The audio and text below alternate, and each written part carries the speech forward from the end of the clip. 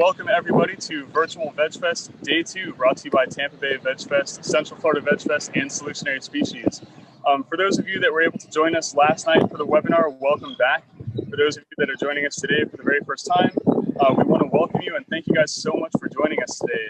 My name is Kevin, and I will be your host for today. And I'd like to remind everybody that you can register for webinars. You're already registered for this one, so tomorrow you can register for the webinar as well. And you can register at cfvegfest.org/webinars. Today I have the pleasure of introducing to you Dr. Neal Barnard. He'll be sharing with us today Your Body in Balance, the new science of food, hormones, and health, and how foods can help us fight COVID-19. Dr. Neal Barnard is an Adjunct Professor of Medicine at the George Washington University School of Medicine in Washington, D.C., and he's the president of the Physicians Committee for Responsible Medicine. Dr. Barnard has led numerous research studies investigating the effects of diet on diabetes, body weight, and chronic pain, and he has authored more than 100 scientific publications and 20 books for medical and lay readers. In 2016, he founded the Barnard Medical Center in Washington, D.C., as a model for making nutrition a routine part for all medical care. The rest of Dr. Barnard's credentials are way too extraordinary to list right now without me taking up the entire webinar. So I'm going to hand it over to Dr. Barnard. Thank you so much, Dr. Barnard, for being here with us today, and thank you guys for joining us. Take it away, Dr. B. Well, thank you. Thank you to all my friends in Florida. It's great to be with you again, even if we're doing it virtually. And if this pandemic ever goes away, and if you're in the Washington, D.C. area where I am now, I hope you'll come by and visit us. But I'd like to talk about some extraordinary parts of the diet that people haven't really thought about. Up until recently, people really just thought in rather simple ways about what foods can do. We can be much more sophisticated, and I'd like to share that with you. But first, I'd like to talk about the pandemic, because the pandemic has suddenly made nutrition choices more vital than ever. I'll show you what I mean. Let me share my screen, because there's some images that I want you to be able to see. When the pandemic first emerged in China, it was very clear that people who were overweight were much more likely to have a bad course. If you were normal weight, 19% likelihood of severe disease in hospitalized patients. If you were overweight, 29%. If you were obese, 39%. And then when the virus moved from China and it ended up in Europe, they saw the same thing. This was a quote from researchers in France who said almost all of the intensive care COVID-19 patients with severe obesity end up on a ventilator. And in some cases, they never come off that ventilator. And what's going on? We think of body fat as just being, a bag of calories. Well, a fat cell is not just a bag of calories. It's actually doing things. And one of the things it does doesn't help you very much. Fat cells express what's called the ACE2 receptor. That's the angiotensin converting enzyme 2 receptor. It's a welcome mat on the surface of the cell for the coronavirus. And in addition to that, when the virus is inhaled into your lungs, not only can it attach to fat cells and enter your body, but you have cells in your lungs called lipofibroblasts that under the influence of COVID-19 can convert to what are called myofibroblasts. And instead of being elastic and the way lungs need to be, easily expanding and contracting, they're fibrous, they're tough, the lungs no longer respond, and you die with COVID-19. You don't want fat cells any more than you need them. So getting away from body fat is a good idea. And as you're going to see, a low-fat plant-based diet is the way to get there. So here it is. These yellow blobs, that's a fat cell. And can you see that little Y-shaped thing at the top of that cell? That's that ACE2 enzyme. That's where the virus attaches. It goes inside the cell, it replicates, and then it sprays out like a fountain. And the more body fat you have, the more trouble you get into. Now, it's not just obesity. Diabetes, for some people, can be an enormous problem. And again, as soon as the pandemic emerged in China, we could see exactly what was going on. People who did not have diabetes had a 2.7% mortality. People with diabetes had a 7.8% mortality. But it wasn't just a question of whether you had diabetes or not. If you had diabetes in poor control, mortality was 11%. If you had diabetes, but you got it under good control, mortality was slashed to 1%. So foods affect so many aspects of your health, and diabetes or obesity, these used to be things that could kill you in 40, 50 years. Now they can kill you in 4 or 5 weeks if you catch COVID. These are the underlying health conditions that make the virus deadly. So now I'd like to talk with you about how we can control our weight, our diabetes, and many other underlying factors, and many other things too. And I'd like to focus on something that might surprise you a bit. I'd like to focus on hormones. And the reason I'd like to focus on that is because up until now, people have thought about food in rather simplistic ways. The idea was if you ate too many calories, you gain weight. If you ate too much cholesterol or bad fat, your cholesterol would rise. If you have too much sodium in your diet, your blood pressure might go up. We didn't go much further than that. We now know that hormones control virtually every function in your body. Estrogens created in a woman's ovaries will control her reproductive function. Thyroid hormone made in your thyroid gland gives your body energy. In a man's body, the testosterone made in his testes gets in his blood, and I guess it makes him want to run for president. Our hormones affect so many aspects of our health. If you can use foods to control your hormones, you have power you never had before over so many aspects of your health, and that's what we're going to focus on today. So what are hormones anyway? Hormones are like letters that go in the mail.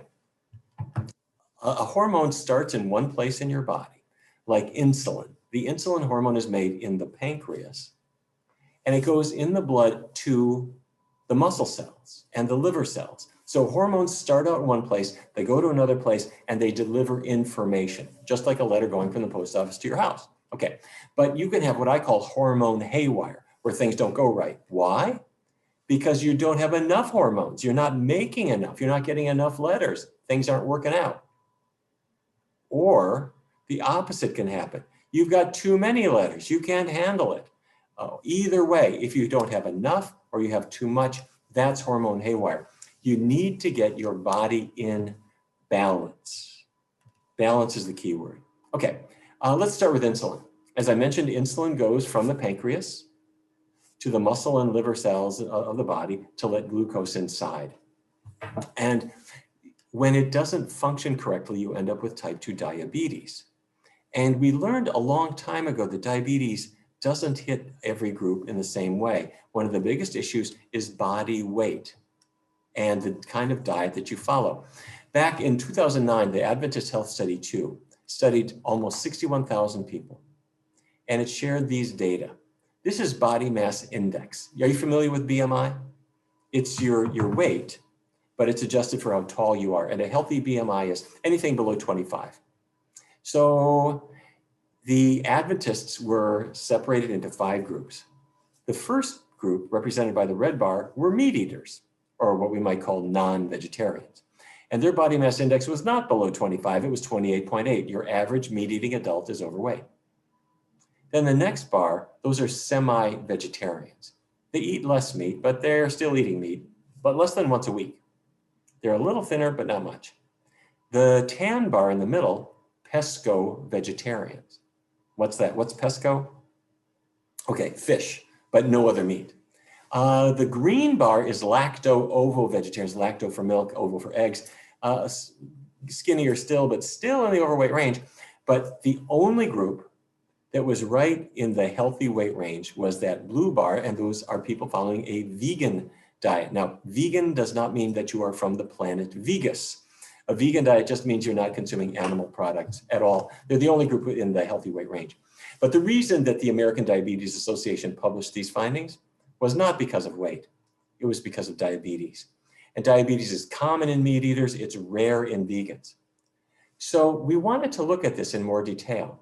In 2003, the National Institutes of Health gave a grant to my research team to do a head-to-head test of a plant-based diet, a vegan diet, versus a conventional diabetes diet. And to show you what I'm talking about, a conventional diet for diabetes in most clinics means cut calories because you need to lose some weight. Keep carbohydrates steady, not too little, not too much, and limit the bad fats like saturated fat or trans fats. Fair enough. That was the conventional diet, the control group. The plant-based diet was no animal products, no meat, no dairy, no eggs, nothing.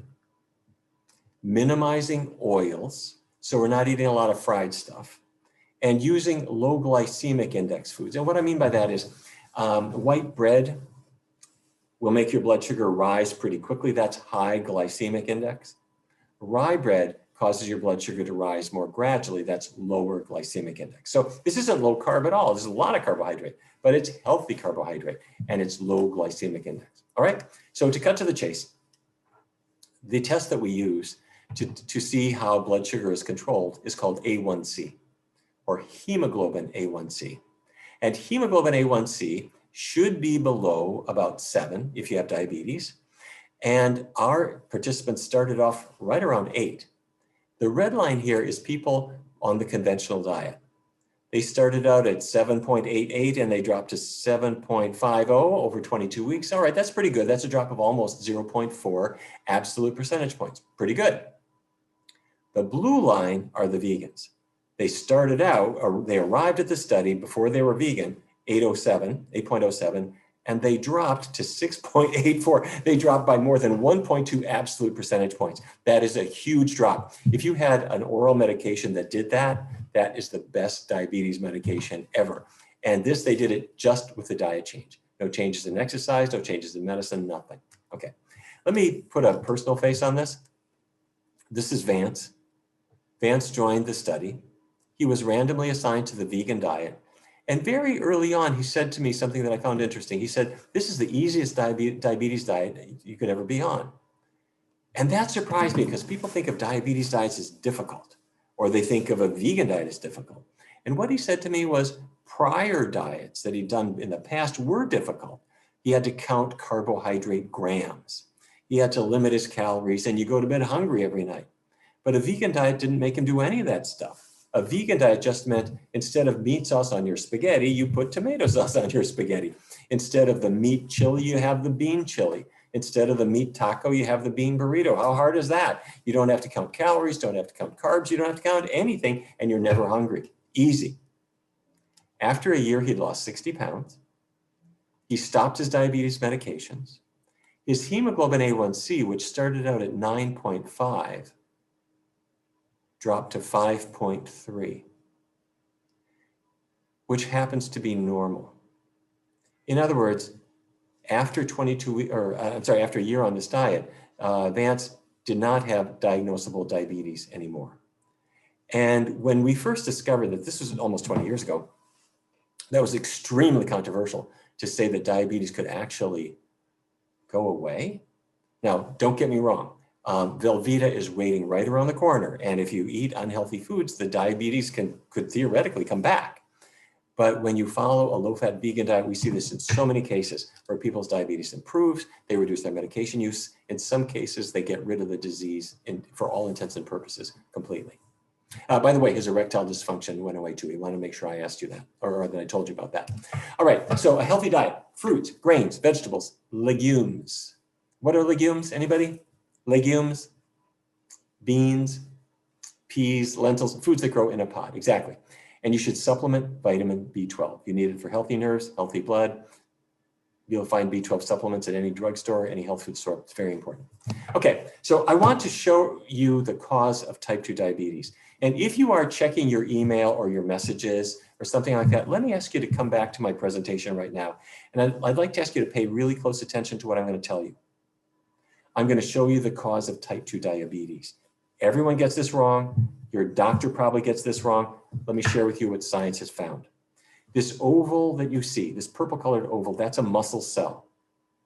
Muscles are powered by a fuel. That fuel is called glucose. Your car is powered by gasoline. Muscle cells are powered by glucose, and the glucose is all outside the cell. It's in the blood. And you know what? It can't get into the cell. The membrane keeps it out. The glucose tries to get in, but it's not going anywhere, okay? But there are little channels that can go through the surface of the cell. And if only I can get that channel to open up, then the glucose can get inside. Otherwise it can't. Well, I need a key for this. In fact, I have a key. The key is called insulin.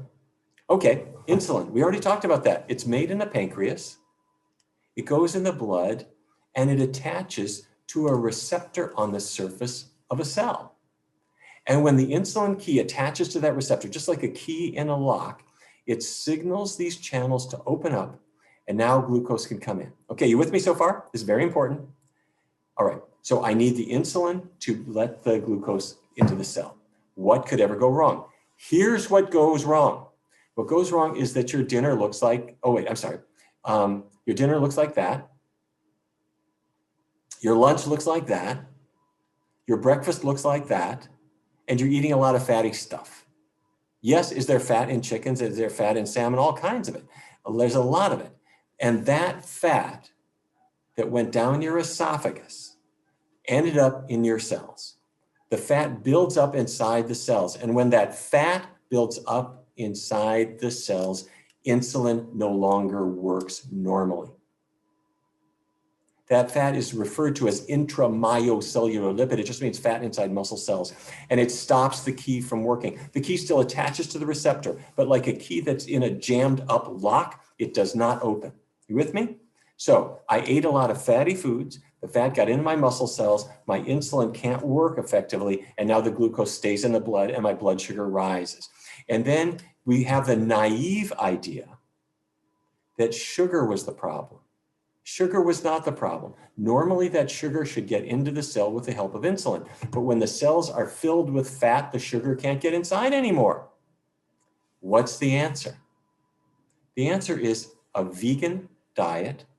Because if I'm on a vegan diet, how much animal fat is there in my diet? Well, there isn't any. So the fat starts to dissipate.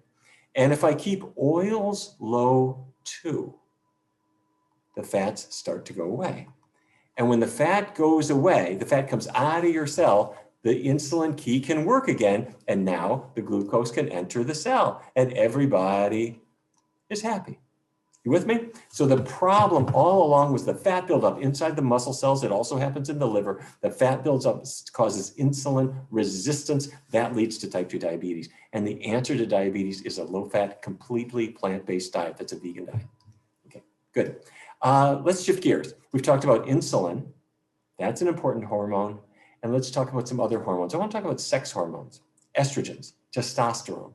One day I was sitting at my desk, phone rang, and a young woman named Robin called me up. And Robin said, I am miserable. I'm being tortured. I asked her, what's the problem? The problem was menstrual pain. And the way she described it, this was really off the scale kind of pain. A lot of women have menstrual pain. For maybe 1 in 10, this is so bad you're not going to work that day. And her mother had had terrible menstrual pain. She had had it as well. And I suggested something to her. I said, I can help you. Let me give you some painkillers for a couple of days. But would you like to try an experiment to see if we can make this pain not happen at all next month? She said, I'll try anything. So I suggested the following thing to her. For the next 4 weeks, no animal products at all and keep oils to a bare minimum. And she said, okay, I'll try it. And she called me back a month later and her pain never arrived. Her period came normally, but zero pain. And the month after that, and the month after that. And she found that if she stayed with this kind of diet, she felt great. But if she deviated from it a little bit, the pain would come roaring back. In a minute, I'm going to tell you why I thought this would work. But I decided to then do a randomized controlled trial to see if it really does work in a larger group of women. So we worked with our colleagues at Georgetown University. We brought in a group of women, all of whom had moderate to severe pain. Half of them started the diet that I just described. The other half took a supplement like a pill. It was actually a placebo. It didn't do anything. And after 2 months, 2 cycles, the diet group started the supplement. The supplement group started the diet. And then we compared for the women who were taking the diet, the vegan diet versus taking the supplement, did they feel better? The answer was the diet worked really, really well. We published the findings in a journal called Obstetrics and Gynecology. And what we found was that pain intensity dropped, pain duration dropped, and PMS symptoms like poor concentration or moodiness or bloating and water retention, those things improved as well. So in the course of this study, something else happened. We asked all the women not to use any hormone medications at all in the study. And the reason for that was we thought that the foods might be affecting their hormones in a positive way. We didn't want to confuse the picture if the women were actually using hormones, like birth control pills, for example. So if the women were sexually active, we said, could you please use some other kind of contraception? So one of the women said, Dr. Barnard, my husband and I don't use contraception at all because we were evaluated years ago as to why we couldn't conceive. It wasn't him, it was me, she said. I don't ovulate, I'm infertile, so we don't use contraception, we don't use hormones, we don't use anything, don't worry. The second month that she was on the vegan diet, she came into our research center and she said, Dr. Barnard, I have some bad news and I have some good news. The bad news is I'm leaving your study. And the good news is I am pregnant. she was pregnant. She gave birth to a healthy baby and then another and another. I ran into her maybe 6 or 8 years later. She had 3 children at that point.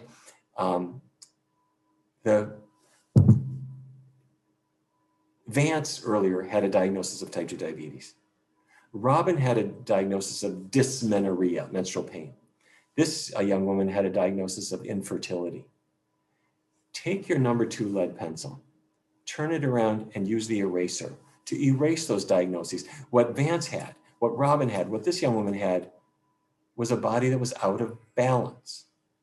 And when you get your body in balance, these problems can improve. They can go away. But that will never happen if you don't know how to use foods to control your hormones and get them back in balance. But once you do, it is incredible power. All right, let me show you how this works. How is it that food could affect something like menstrual pain? And a spoiler alert, if you can use foods to control the estrogens that lead to menstrual pain, you can control a whole range of things, to endometriosis, PCOS, infertility, all kinds of things. Let me show you how it works. This is the amount of estrogen in a woman's blood at the during a month of her reproductive cycle. At the beginning of the month, she has very little estrogen in her blood, but over the next 2 weeks, it rises to a peak and then it falls. She's ovulating, an ovary is releasing an egg. Then over that, maybe about the 3rd week of the month, the amount of estrogen rises again, and that's because the uterus is the most optimistic organ in the body. Every single month, it's convinced, we're gonna get pregnant for sure this month, I know it. Well, after that week goes by, the disappointed uterus discovers, we're not pregnant again, are we? And so the amount of estrogen falls, and that's when the uterine lining that had thickened up in anticipation of pregnancy, that uterine lining is discarded as menstrual flow. Here's the key.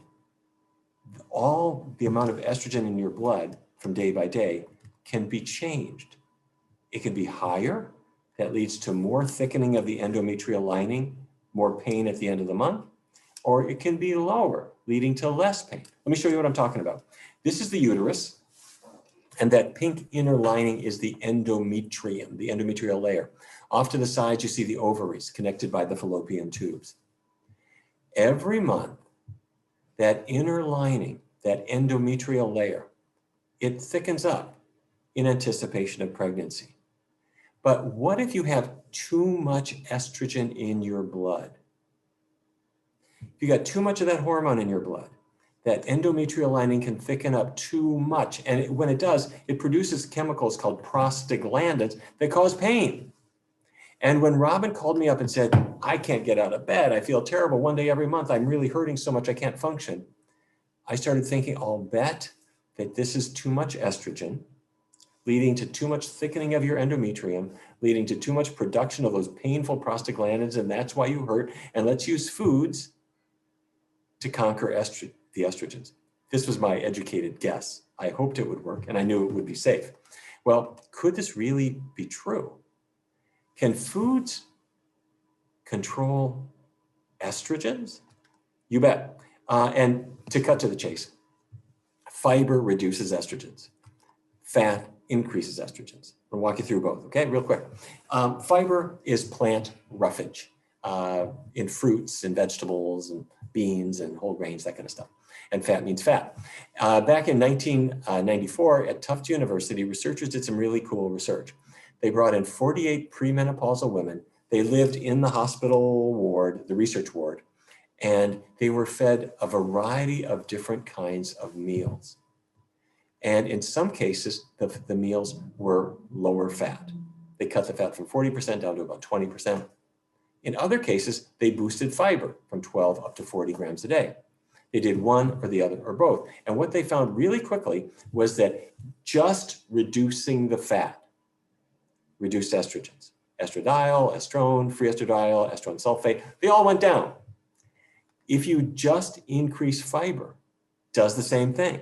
Estrogens are reduced. And you can do both. You can reduce the fat and increase the fiber. You do them both together, you get the best of all worlds. You get your hormones back into balance. So let me share with you how fiber works. This is the liver. The liver is at the top of your screen, that big red organ. And the liver filters estrogen from your blood. So all of that excess kind of mean-spirited estrogen that was going to thicken up the lining of your uterus too much, the liver will help you to pull it out.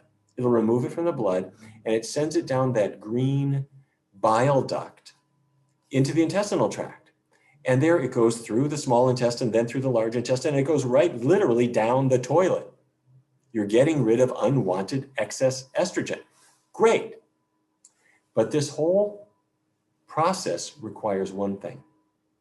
It requires fiber. Fiber from vegetables, fiber from beans, fiber from fruits, fiber from whole grains. The fiber is what carries those estrogens away. But what if your lunch was chicken breast? What if your lunch was salmon fillet? What if your lunch was an omelet? How much fiber is in those foods? Well, none. Fiber is in plants. There's no fiber in animal products. And if you're not getting enough fiber, the liver will still remove the estrogen. It still sends it to the intestine, but it doesn't stay there.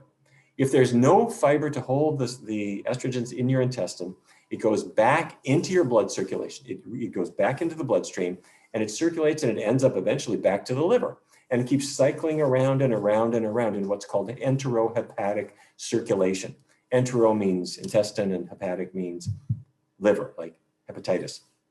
So many women on meat-based diets have estrogen cycling around and around and around in their bloodstream. And once they follow a plant-based diet, immediately, day one, their body starts to shed that excess unwanted estrogen to get them back to the right balance of estrogen, and they feel dramatically better because they're able to get rid of it. So I want to make sure everyone is paying attention. Spam, fiber or no fiber? What do you think? Tell me. Does spam have fiber? No, it doesn't. Very good. So you know what I have? I have a trash can. And you know where I'm going to put the spam? There it goes. Okay, KFC. Tell me, does KFC have fiber or does it have no fiber? Tell me, what do you think? Well, actually, there is some fiber if you eat the carton. But apart from that, no, chicken is not a plant. Chicken does not have fiber, so it can go away too. Now, there are some foods that started out as plants, but they became kind of unrecognizable with processing, and so they can go too. But if I get rid of those things and I focus on the healthy plant-based foods, I got plenty of fiber that'll help me stay healthy. Okay, it helps to boost the fiber, cut the fat. Anything else? Yeah, there is one other thing, and I want to illustrate this with Catherine's story. Catherine grew up in Louisiana. She was an aerospace engineer for the Air Force, and she went into Iraq in 2003. When you're in a war zone and you eat what the government gives you, you do not gain a lot of weight. You're working hard, you're burning a lot of calories, you're not eating very much. But eventually her tour of duty came to an end and she was shipped back to the United States. And her friend said, Catherine, what foods did you miss? Let's go out and eat. And you know what she missed? She missed gumbo and shrimp, but she especially missed cheese. Cheese, macaroni and cheese dinners, cheese snacks, all kinds of cheese stuff. For her birthday, a friend gave her an entire carton of 48 boxes of macaroni and cheese. I'm not making this up. She ate it for 48 days straight. She gained weight. But she also developed some symptoms of menstrual pain that got really severe. Her doctor did a laparoscopy. That's where you look inside the abdomen with a special scope. The doctor said, I know exactly what you have. You have a condition called endometriosis. This is where the cells that are supposed to be lining the uterus have escaped. They seem to be going out the fallopian tubes. We think they're implanting all around the abdomen now. And they can attach to the intestinal tract, to the fallopian tubes, to the ovaries. They can damage them, they can cause pain, they can bleed, and it hurts, especially during your periods, but also between your periods. And this was her situation. She tried painkillers, she tried hormonal treatments, nothing was working. She couldn't function. The doctor said, well, let's do a hysterectomy. Let's just take everything out. You'll feel better. Catherine was 27, and she and her husband hadn't started their family yet. And the idea of getting everything out wasn't a particularly welcome idea, and she wasn't so keen on having a hysterectomy. However, her doctor said, look, endometriosis causes pain, but it also causes infertility. And so chances are you're infertile anyway. Okay? Catherine decided, if I'm infertile anyway, what have I got to lose? I'll have the hysterectomy. She signed up for it. But they couldn't do it for another 6 weeks. And during the 6 weeks, a friend said, let's go see somebody who's an expert in nutrition and see if we can help you. She went on a completely vegan diet that was low in fat, the same kind of thing that Robin was doing. And she started to feel better. She lost weight, her energy was better, and her pain diminished a lot. But it wasn't gone. There was still some residual pain left. So she decided, all right, if I'm infertile anyway and I got this pain, let me just get the operation over with and maybe I'll feel better. She went to the hospital to have the hysterectomy. They anesthetized her. An hour later, she woke up in the recovery room and her doctor was there and he said, Catherine, I need to tell you something. I looked inside your abdomen. We did another laparoscopy. Your endometriosis is gone. You have just a little scarring left. In fact, you had a lot of scarring and you had some adhesions and I had to free up the adhesions. That was the source of the little bit of residual pain you have. You should be fine now. But the endometriosis, amazingly enough, has somehow been cured. It's gone away. I don't know why, but it's gone. Her mother was in the room and she said, I know why. Catherine went vegan. The doctor said, stop it. Foods do not cause endometriosis, and there is no way that a vegan diet or any other kind of diet just makes it go away. This has got to be a miracle. Well, I want to praise that doctor for not doing the hysterectomy. He let her keep her uterus because she no longer had endometriosis. But he missed an important thing. Endometriosis, this condition of these cells implanting and growing in the abdomen, it's driven by estrogens. And a low-fat plant-based diet is low in fat and high in fiber. It calms estrogens down. It takes the pressure off the endometriosis and it can cure you. The doctor didn't know that. Most doctors never think of that. But anyway, it changed her life. By the way, she lost a lot of weight and it turned out that she wasn't actually infertile. She has 3 kids now. And Catherine has joined the Physicians Committee as one of our Food for Life instructors, and she now teaches other women how to take their lives back and how to take their health back. Okay, so I mentioned cheese. Catherine loved cheese. Does cheese have hormones? Well, as a matter of fact, cheese comes from a cow. And cows are impregnated every year.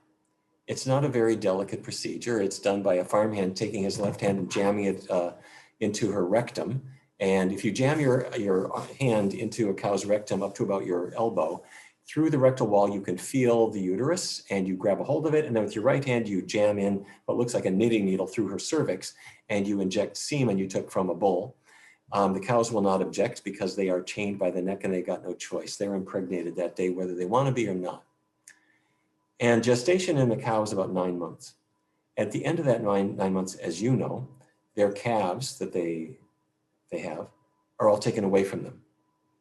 And yes, the cows cry all night long because the mother-infant bond is strong in every species. And yes, the male calves are all killed for veal.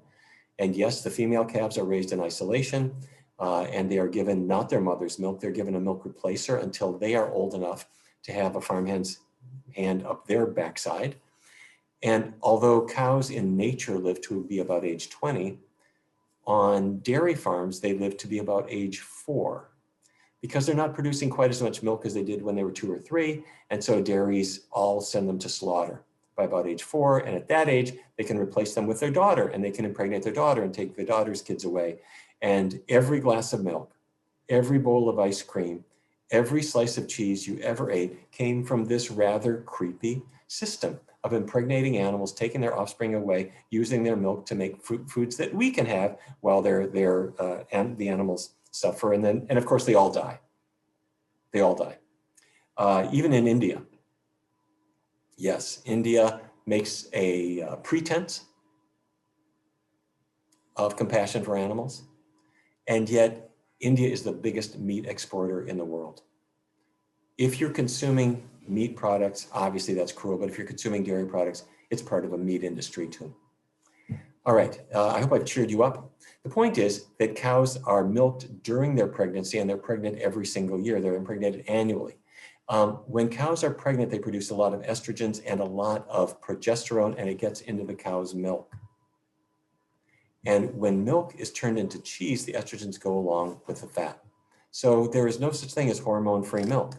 So when Catherine said, I love macaroni and cheese, the cheese carried estrogens into her body. Now, there's only a trace of estrogens in cheese, but your average American eats 37 pounds of cheese every year. Last year, this year, next year, plus milk, plus yogurt, plus cream, plus ice cream, plus all butter. And we get a lot of estrogens from animals, enough to affect your body chemistry. All right, so menstrual pain, endometriosis, infertility. These things won't kill you, but there are some hormone dysfunctions that will kill you, such as breast cancer. Estrogens, depicted here as little pink dots, they can enter a breast cell. And when they do, they pass through the nuclear membrane into the very heart of the cell, and there they can attach to your DNA. And once estrogen molecules attach to DNA, they can damage it. And so the cell no longer behaves normally. It starts multiplying. It splits into 2, and then 2 become 4 and 8 and 16 and 32, and that's the spread of cancer. High levels of estrogen in your blood increase the risk of not just menstrual pain and fertility issues and all kinds of other things, endometriosis, but also breast cancer. A combination of 9 prospective studies in postmenopausal women showed that when you have higher levels of estrogen, in this case estradiol, your risk of breast cancer goes straight up in a dose-response relationship. Okay, so am I saying that the hormones in your own body can kill you? That is what I'm saying. This is the way it is with hormones.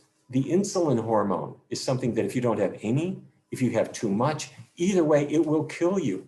It needs to be in balance. This is true with estrogens. If you have none, if you have too much, that can be a serious problem. If you have way too much estrogen, yes, it can kill you. So you want to have your body back in balance. Interesting observations from the Adventist Health Study too came out earlier this year looking at dairy products and breast cancer. And it turned out that women consuming cow's milk had a much higher risk of breast cancer compared to women generally avoiding it. Let me walk you through the results. On the x-axis here, looking along the bottom, do you see how it says none? That's no milk consumption. Then 1/4 cup, 1/2 cup, 1 cup, 2 cups, 4 cups. That's increasing amounts of milk consumption. And then on the y-axis, that's that hazard ratio. That's the risk of getting breast cancer. And it's pretty obvious that if you're consuming just a cup of milk a day, your risk of developing breast cancer is substantially higher than it would be otherwise. And it goes right up. Okay, why would that be? Because milk came from a cow. The cow was pregnant during much of the milking time. Pregnant cows make estrogen. Non-pregnant cows make estrogen, but when they're pregnant, they produce substantially more. They are milked during that time. You are swallowing estrogens with every bite of a dairy product. Okay, it's not just a question of whether you get breast cancer, it's also a question of whether you live or die, because researchers have found that women consuming the most high-fat dairy products after a breast cancer diagnosis, they are 49% more likely to die of their cancer compared to women consuming the least high-fat dairy. Let me put it another way. If you had a diagnosis of breast cancer and you go vegan on the spot, no more dairy in your diet, your likelihood of surviving that cancer is much higher than if you're continuing to consume dairy products. Okay, what about soy? You hear people talk about soy and its effect on cancer and its effect on hormones. Soy products have what are called isoflavones in them. Genistein is the best known one. And if you look at the chemical structure of it, it does look like estradiol. It looks like an estrogen. And in fact, we go beyond that. Genistein will attach to estrogen receptors on a breast cell. So people started to speculate, well, maybe that means that soy products could increase the likelihood of getting cancer. So researchers started to look at that. And they looked at people who ate a large amount of soy, people who ate a small amount of soy. And Americans, really, there aren't too many Americans who eat a large amount of soy, or at least there weren't until fairly recently.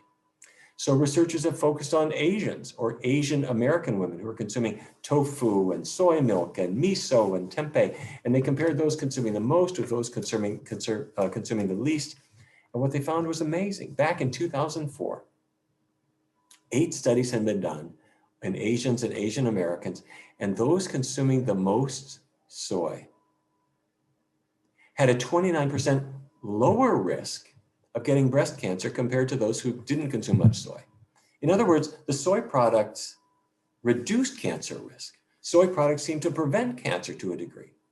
And it wasn't just preventing cancer, but women who had had cancer in the past, those consuming the most those consuming the most soy were least likely to die of their cancer. Women consuming the most soy products had about a 30% reduction in their likelihood of dying of cancer. So soy products don't cause cancer and they don't accelerate the growth of cancer.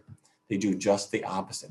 But to this day, you will hear naive people, some of whom are physicians, who mistakenly counsel women with breast cancer to avoid soy. They'll say, I heard somewhere that soy has isoflavones or phytoestrogens that could cause the cancer to grow. It has exactly the opposite effect. Soy reduces cancer death. So how can that be? Because I said earlier that soy does attach to estrogen receptors on breast cells. Well, the reason seems to be that is in the same way as your car has a gas pedal and a brake right next to it. Breast cells have alpha receptors and beta receptors.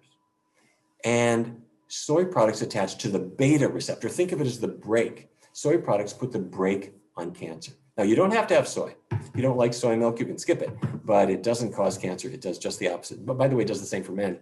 Men consuming the most soy have similarly about a 30% reduction in prostate cancer risk. So there you go. Okay, I want to shift gears. I want to talk about one last hormone, and that's thyroid hormone.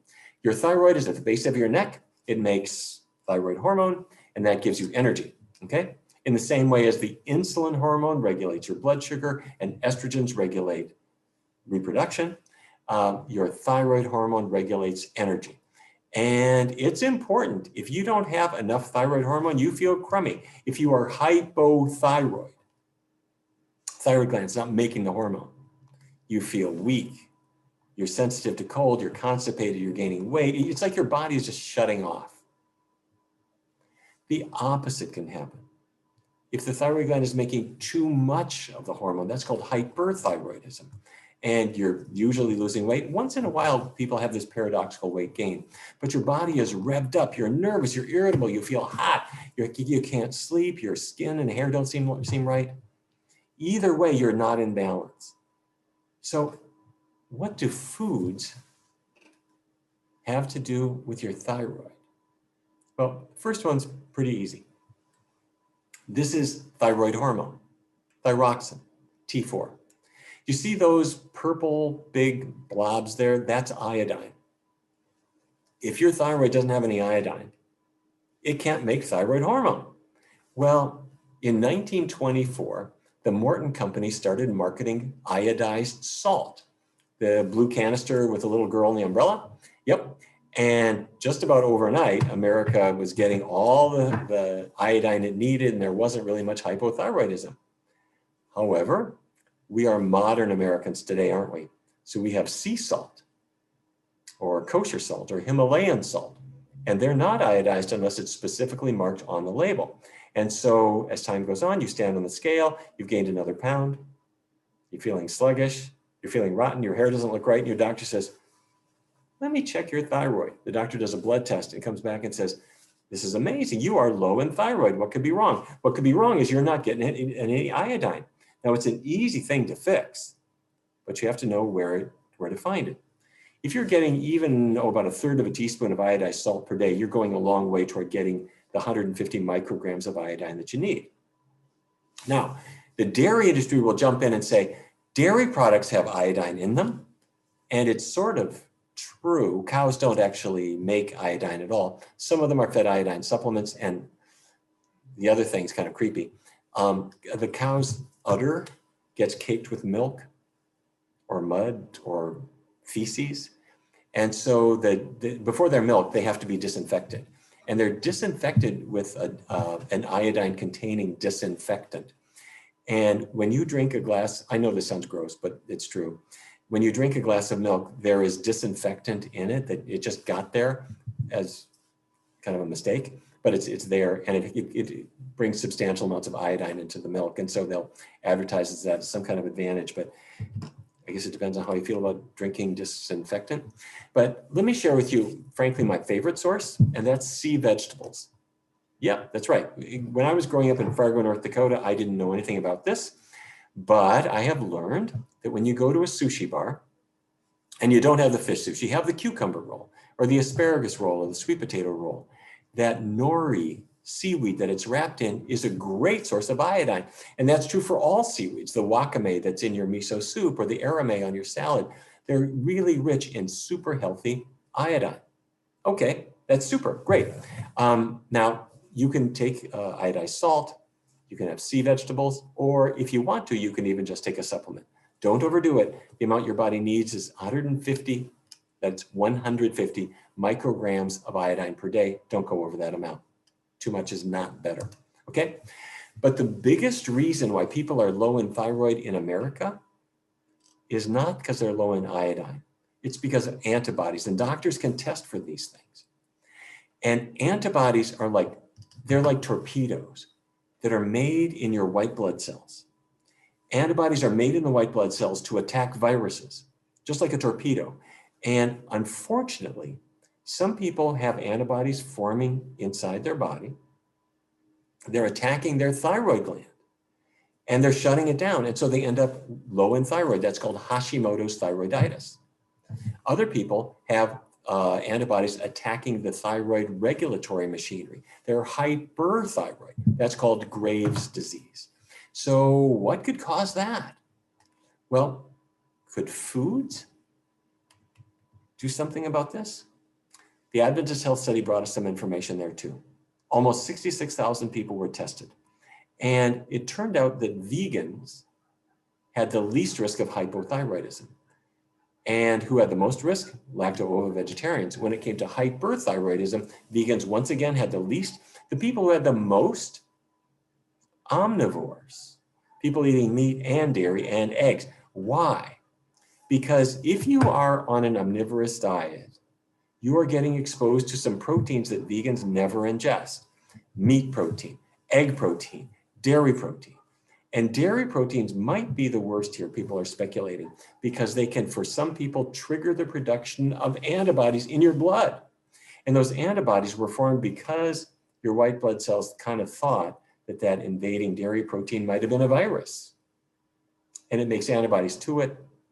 The antibodies end up attacking the thyroid gland, either shutting it down or stopping its regulation so that it can't turn off. Either way, you're out of balance. Okay, so what's a healthy diet? We need fruits, we need grains, we need vegetables, we need legumes. If you are hypo or hyperthyroid, if you have any medical condition, don't fire your doctor. Work with your doctor, let your doctor know that you'd like to try a healthier diet and do a healthy vegan diet. Do supplement it with vitamin B12, it's very important. Vitamin B12 is important for blood cells, important for nerve cells. The amount you need is tiny, 2.4 micrograms a day. Add that to your diet. Okay, so by now you might be thinking, great, I'd love to do it. If I could reverse my diabetes, fantastic. If I could get away from menstrual pain or endometriosis, if I could cure fertility issues, great. If I could get my thyroid back in balance, if I could use that to help me to lose weight once and for all, that would all be great. But a vegan diet sounds kind of extreme, doesn't it? I'm not sure I could do it. Well, let me reassure you, it's the easiest thing you've ever done. And we have found a way that at Barnard Medical Center and at the Physicians Committee, we break this diet change into 2 steps. I've never seen anyone unable to do it. Step 1, take 1 week, 7 days, and just check out the possibilities. What I mean is take a week and see what's vegan that you would like. We're gonna take a piece of paper. We're gonna write them down. So for breakfast, maybe instead of cow's milk on my bran flakes, I'll try almond milk. I'll try some oatmeal. I'll try pancakes without the butter. Sausage, I'll try the veggie sausage, see how it is. All you're doing is step 1, take 7 days and check out the possibilities. See what you like. If you like it, write it down. Same for lunch, same for dinner. Try a pizza without cheese. Try the veggie burger. Try a vegetable stir fry. If you like it, write it down. Okay, we're gonna go out to an Italian meal of angel hair pasta and arrabbiata sauce, or maybe a Latin American meal of beans and rice or veggie fajitas or bean tacos, or Chinese rice and vegetables and tofu. All right, now we're on to something.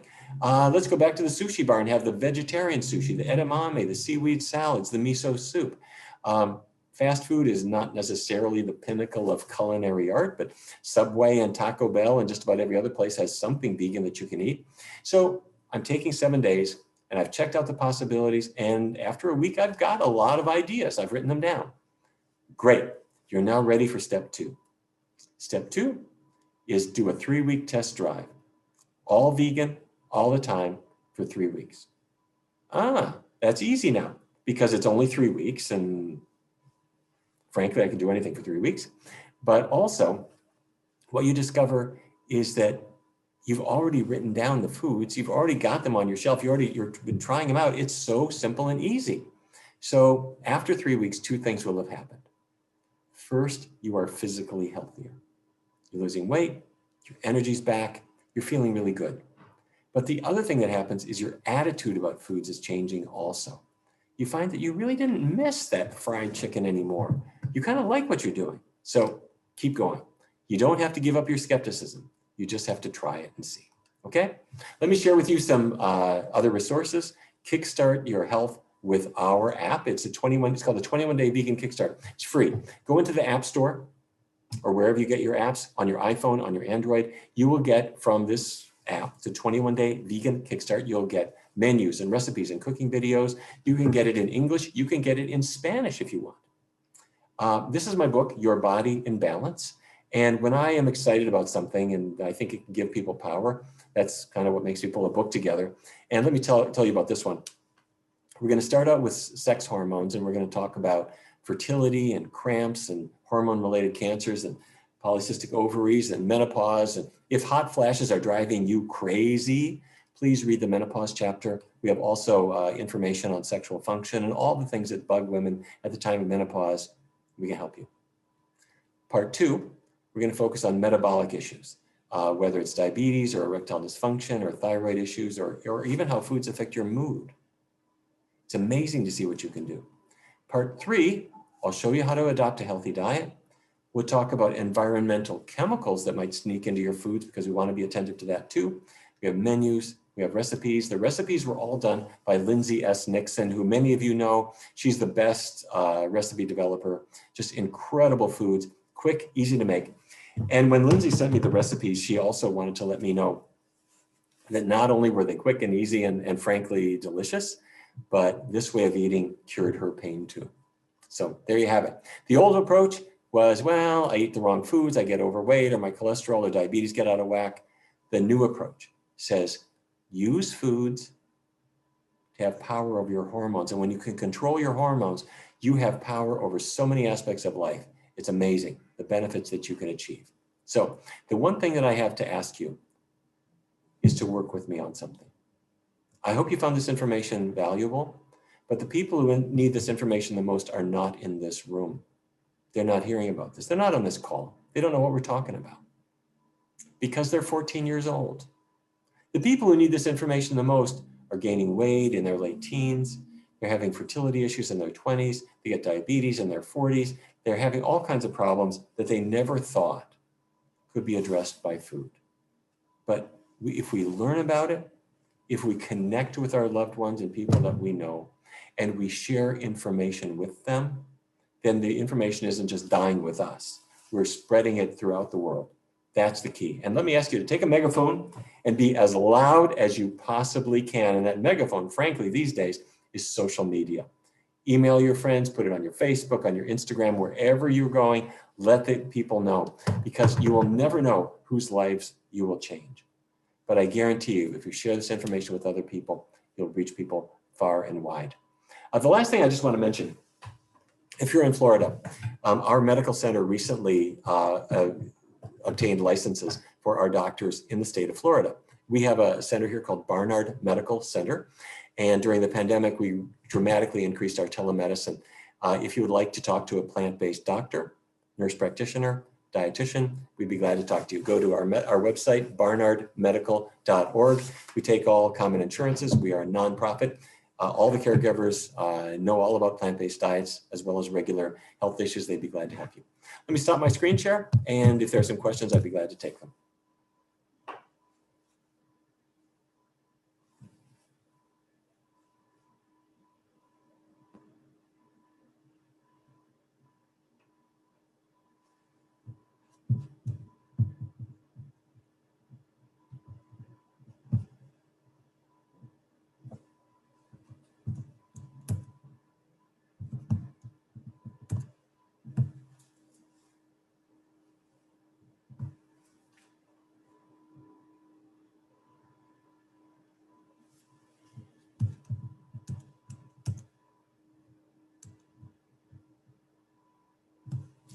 Well, we may have lost our moderator.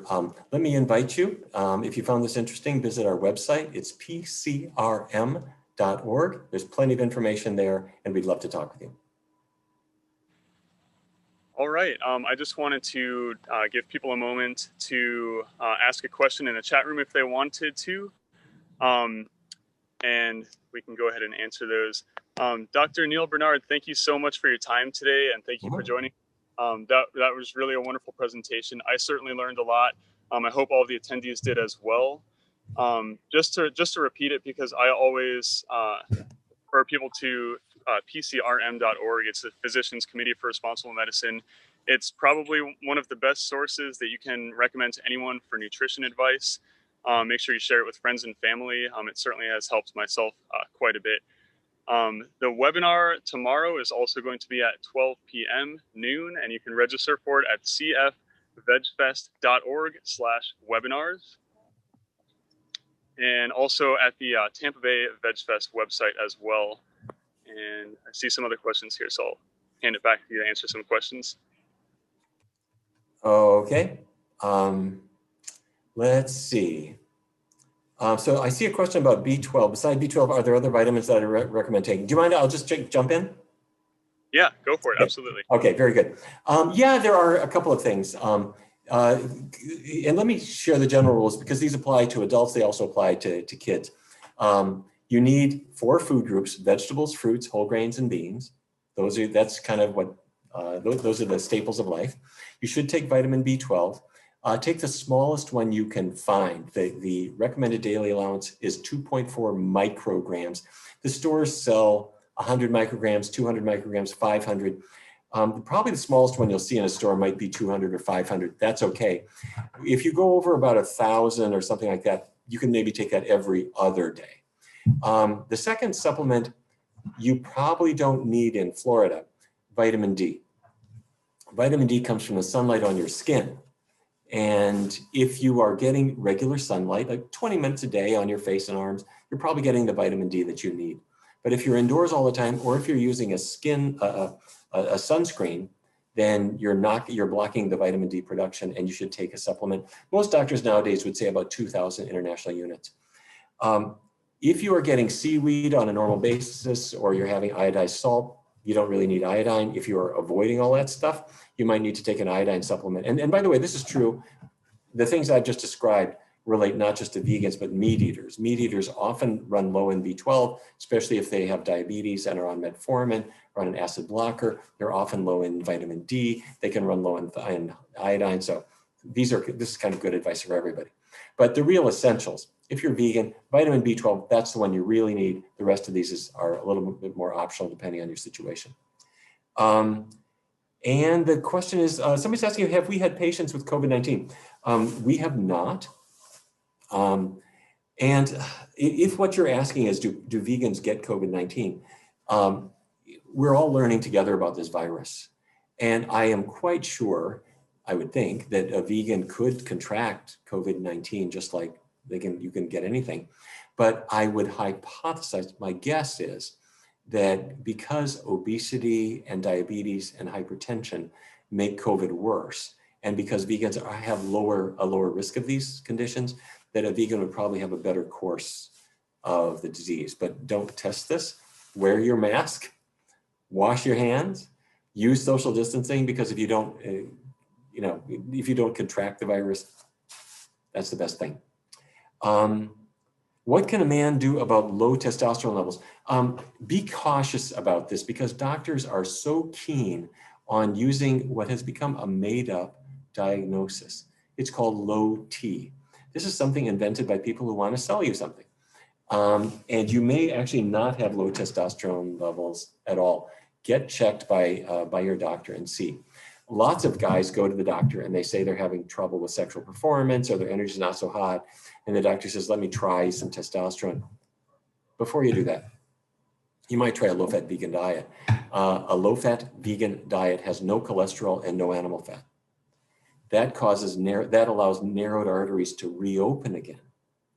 And a man's sexual function depends on having good blood flow to his private parts. So a plant-based diet allows the arteries to his private parts to open up, and he gets better blood flow. And the man who thought he was impotent forever suddenly discovers his erectile dysfunction has gone away. So you might have a look at that.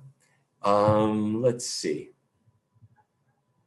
I think those are the questions that I'm seeing for now. I want to again say thank you so much for allowing me to share this time with you. Do visit us at barnardmedical.org if you would, or check out our website, pcrm.org. And if there's somebody you know who right now needs a little bit of help, if you'd like to pick up a couple copies of Your Body in Balance and give them to them, my only suggestion is that you put a Post-it note on some parts of the inside of the book, some favorite recipe or something, so that way they can't resist opening it up. So have fun, and I wish you a terrific rest of the program. Excellent. Thank you again so much, Dr. Neal Barnard. And yeah, everyone attending, make sure that you also check out the webinar tomorrow at 12, once again, at cfvegfest.org/webinars. And we hope to see you then. Thanks, everybody. Thank you. Thank you.